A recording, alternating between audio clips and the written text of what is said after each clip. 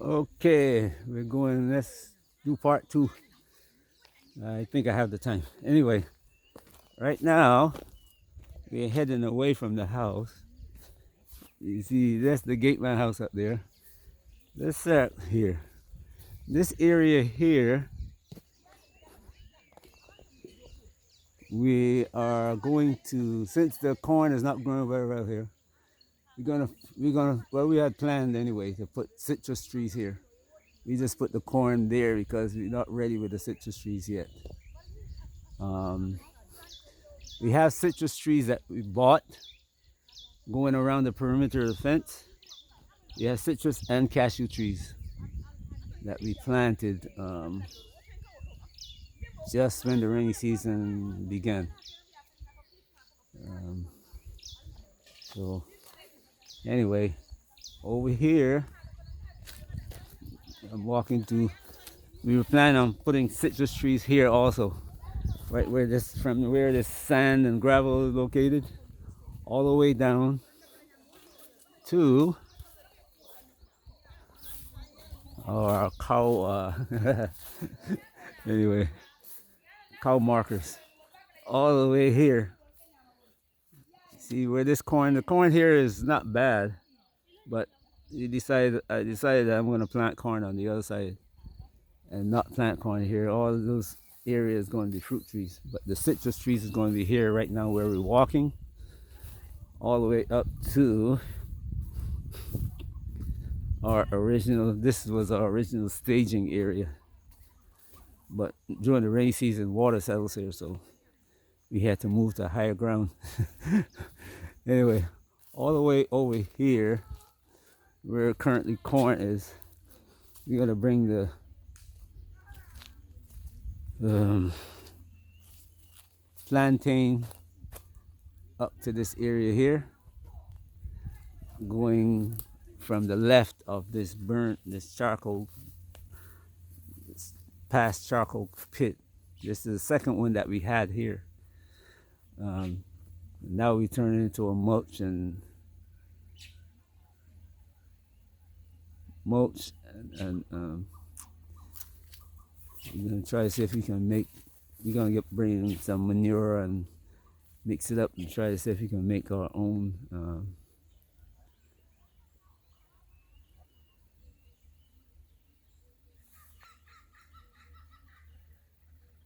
That sounds like a monkey.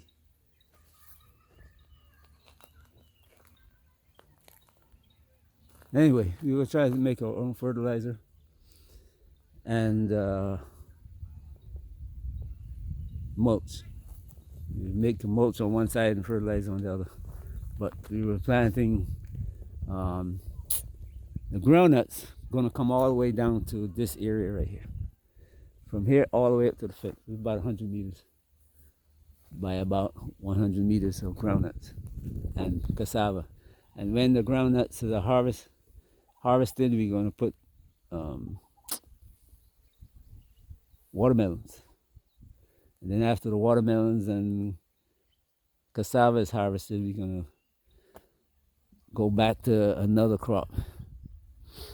Probably groundnuts again. Yeah, we'll probably go back to groundnuts again after we pull the cassava, and or we might go to beans um, if it's early enough in the year. We'll probably put the beans in, and then after the beans, we plant groundnuts again. But we'd like to plant groundnuts around June. Around June. So about September, we'll be first to the market with groundnuts. So, but then by that time we have a water system in, so we can do it. Anyway, but this corn here, it thrives on this side, okay, not bad, but on the other side, the first one I showed you, much better. So we're gonna move it all to that side. And here we're gonna plant just trees. Whatever kind of fruit trees that I can find. You know, and if I can plant 50 by 50 area, so we have like 4 or 5 or 6, maybe 6 different areas of fruit trees.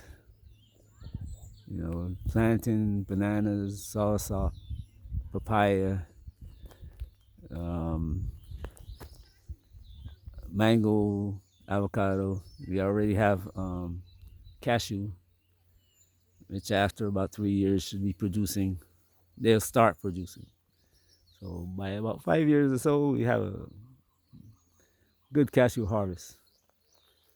So, but that's the way it is right now. Um, the groundnuts are coming up pretty well. They they have stopped flowering already. So look at this. And behind this, look at that. Trying to keep it hidden from the monkeys. I don't want the monkeys to test it before this papaya tree that I experimented with. See if it grows here. It seems to be coming up pretty well. Another 6 months or so, you might be getting some papayas from it. But look at that. That one's thriving. That one is now dead or dying. The potato, dabero. And we have probably about 10 cashew trees there that we can transplant. And another probably 5 or 6 mango trees that we're waiting to transplant. So, this is it. The flowers are now gone. So, we'll wait and see what happens, what kind of groundnut harvest we are going to have. In the meantime, I'm trying to keep the monkeys out. The big and the small ones. The big ones and the small ones.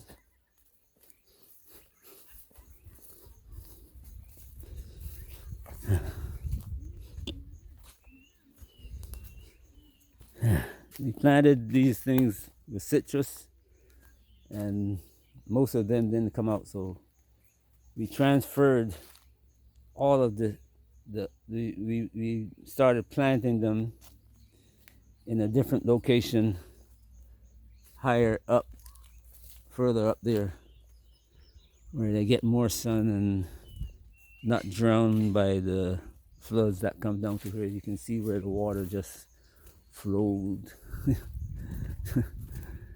Anyway, you can see along here too, corn didn't grow very well, so. But we'll see still.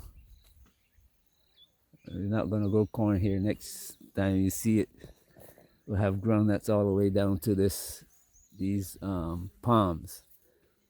Where you see these palm trees here, right here, the groundnuts gonna come all the way that around here, go around to where the charcoal was being made before it was moved.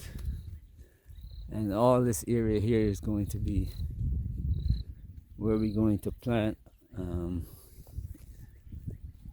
oranges, grapefruit, and tangerines right around this area.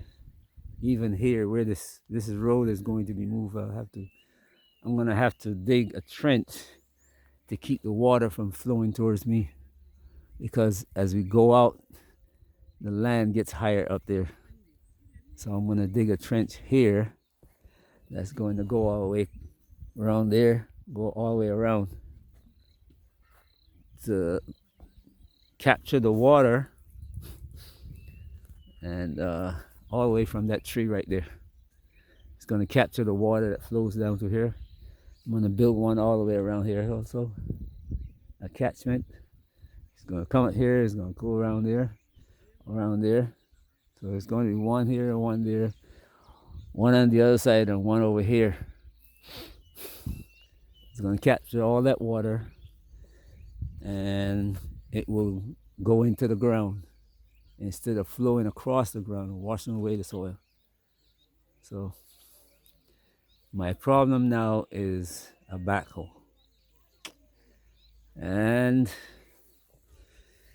I can't think about, the decision not to go back to get one in the US, but I think I'm gonna import one.